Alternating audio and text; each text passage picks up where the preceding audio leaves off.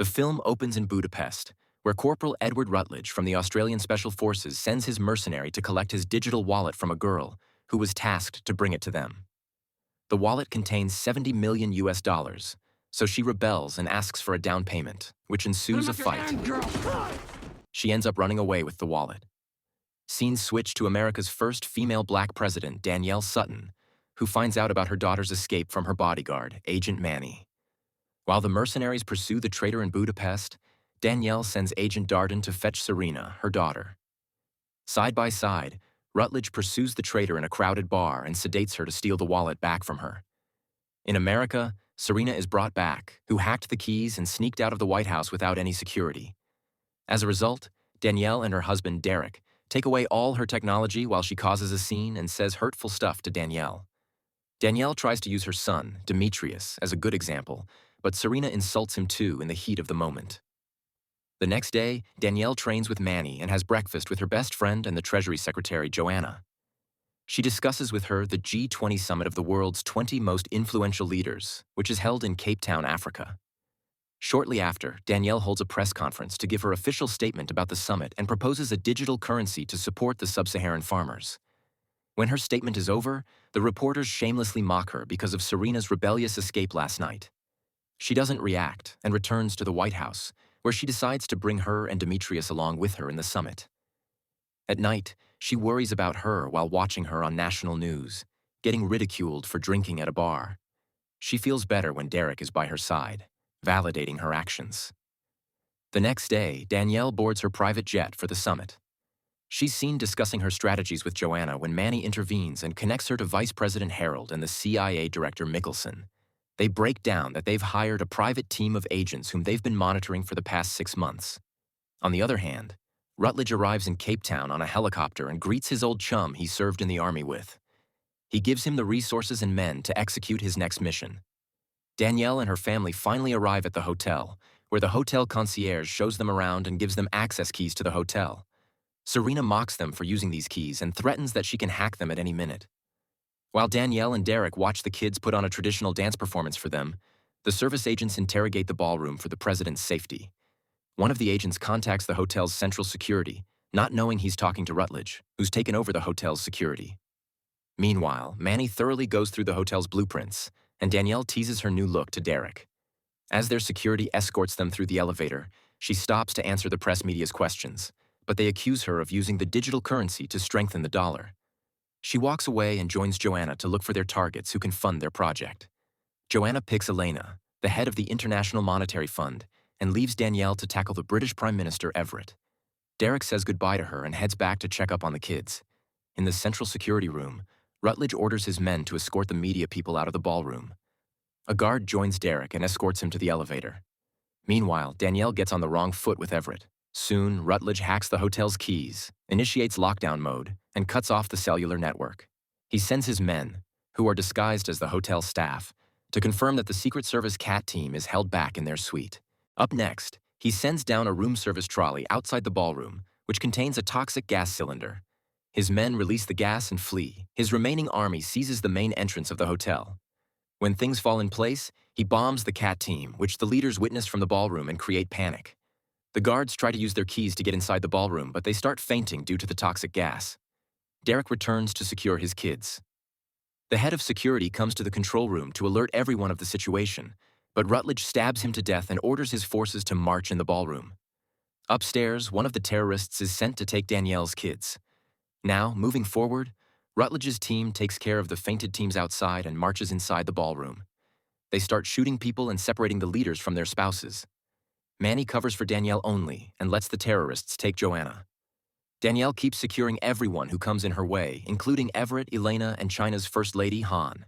Manny and Danielle cause a diversion by shooting a fire extinguisher and escape through an exit door behind the bar. They end up in a narrow passageway where they ditch their key traceable cards. Back upstairs, the terrorist takes the kids hostage, but Derek arrives with his escort on time. The escort gets shot, but Derek shows courage and takes the terrorist down with his raw strength. Subsequently, Manny spots 2 terrorists in the kitchen ahead of the passageway. He plans on going in alone, whereas Danielle argues about tagging along with him. While they argue, Han goes down a vent and vanishes. When they all follow her, They find themselves in the laundry room.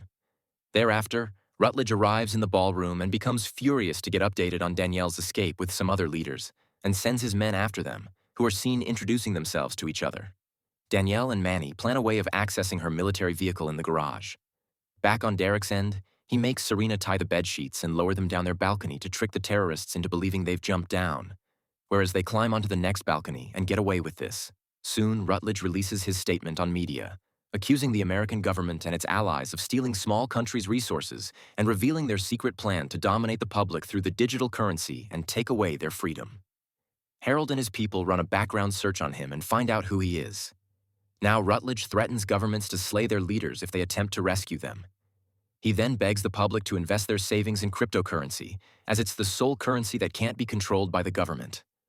Up ahead, Serena and Demetrius suggest rescuing their mother, but Derek refuses to, as Danielle made him swear that he would protect the kids first if such a situation was to arise. Meanwhile, in the laundry room, Everett hates taking orders from Danielle and opposes her. Back in the ballroom, Rutledge brings forward the South Korean president to record a statement in front of the camera. He's smart enough to figure out that Rutledge is making him read an English pangram, a sentence using every sound in the language, which allows deepfake to edit them into speaking anything Rutledge wants. His protest against the pangram causes him an ear of his, which Rutledge plucks with his bare hands. His fear spreads fast among the world leaders, who immediately record their pangrams. Meanwhile, the American government decides to contact the other hostage countries to come up with a rescue plan. They come across the privately leaked videos from inside the G20 summit, in which different world leaders are seen admitting that they support Danielle's digital currency and are going to use it to control their public and strip their freedom. Harold is quick to know it's a deep fake, but the public takes a hit and finds the videos legitimate. Rutledge and his mercenaries cheer to see the news about the money market crashing and cryptocurrency rising, which is directly making Rutledge a billionaire. On the contrary, Danielle and her rescuers climb on top of the elevator just before the terrorists infiltrate the laundry room. They take the elevator to reach the basement, during which Everett's arm grazes against the wall and causes him to scream. The terrorists stop the elevator to check the roof, but Danielle courageously jumps down to tackle them first. Manny goes after her and shoots two of the terrorists. They get overpowered, but with Elena's help from above the elevator, they shoot all of them down. They steal their passkeys and their weapons before moving forward. We finally see Derek and the kids on the rooftop. Serena comes up with the idea to use a TV satellite to create a remote internet connection for her to send out a message to the American government. Danielle and Manny head forward towards the kitchen and witness two terrorists with 5 hostages. She also hears Rutledge's statement on the TV and returns to tell everyone how he's devaluing the currency to make himself richer. Now she and Manny tackle the 2 terrorists on their own and save the hostages. Danielle takes a good beating but still manages to retaliate with a pan. Manny electrocutes the second terrorist and returns to Danielle, who's about to get shot by her terrorist. He takes a bullet for her, while one of the hostages uses a knife to kill the terrorist, revealing himself to be an African operative. Up on the roof, the family discovers Darden is the mole.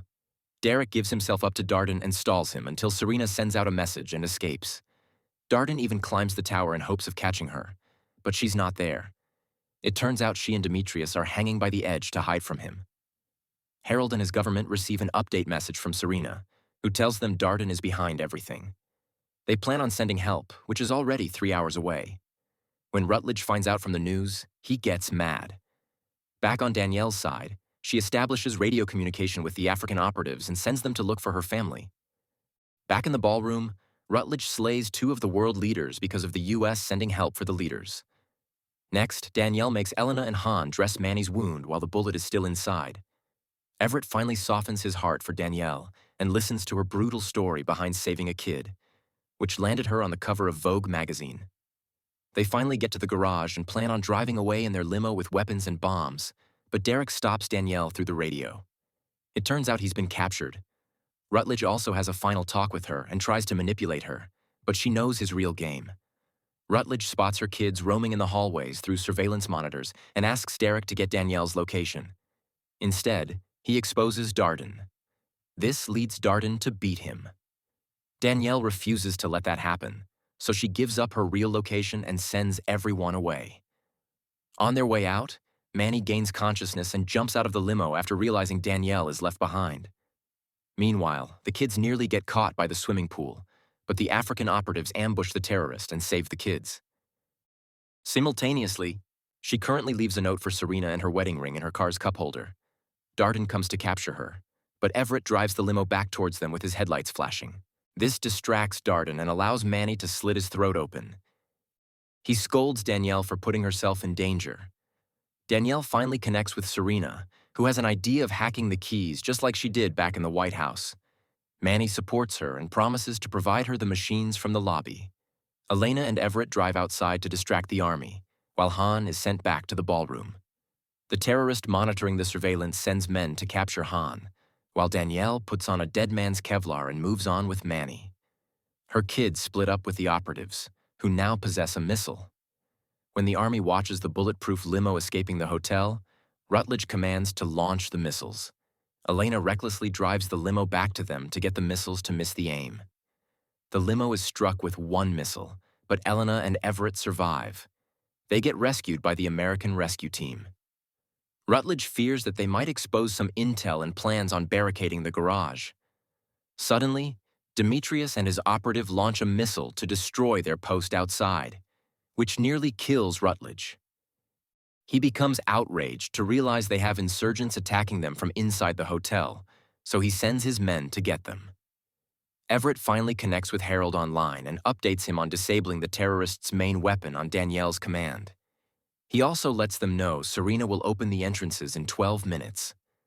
On the contrary, Danielle drags Manny to the power circuit and leaves him there after saluting him. Back in the ballroom, Han is seen crying over her dead husband. Rutledge gets his men to take Derek and Joanna somewhere with them. Danielle gets Manny to kill the hotel's power and cause a blackout.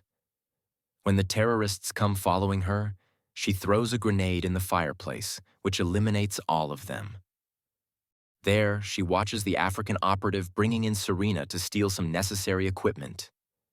Danielle covers them and shoots a bunch of agents who come in her way. Serena finally flees with the equipment, but Danielle gets tied up with the terrorist's head.